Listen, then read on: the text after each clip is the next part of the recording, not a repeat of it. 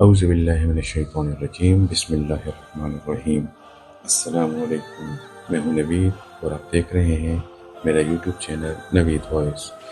آج جو واقعہ میں آپ لوگوں کے لیے لے کر آیا ہوں وہ حضرت علی رضی اللہ تعالیٰ عنہ کا ہے۔ حضرت علی رضی اللہ تعالیٰ عنہ سے سوال۔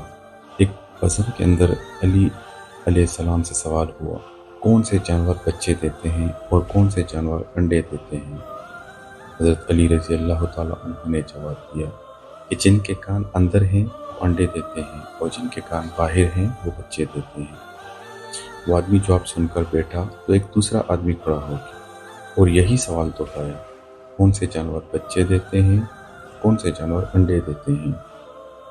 اب سائل بدلا، حضرت علی رضی اللہ تعالیٰ عنہ نے بھی حیرات بدل لی، چونکہ حضرت علی کبھی بھی کسی بھی سائل کو پرانی حیرات نہیں دیتے، اس لیے حضرت علی رضی اللہ تعالیٰ کا جواب بھی بدل گیا۔ حضرت علی رضی اللہ تعالیٰ نے جواب دیا، سن، جو اپنے بچوں کو دودھ پلاتے ہیں اور بچے دیتے ہیں، اور جو اپنے بچوں کو غذا دانہ کھلاتے ہیں انڈے دیتے ہیں۔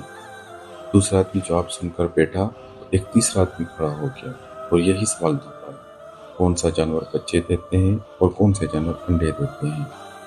حضرت علی رضی اللہ تعالیٰ عنہ مسکرائے اور کہا، تیرے لیے بھی نیا جواب ہے، سن، جو اپنی غذا کو چبا کر کھاتے ہیں بچے دیتے ہیں اور جو اپنی غذا کو صرف نگلتے ہیں وہ انڈے دیتے ہیں۔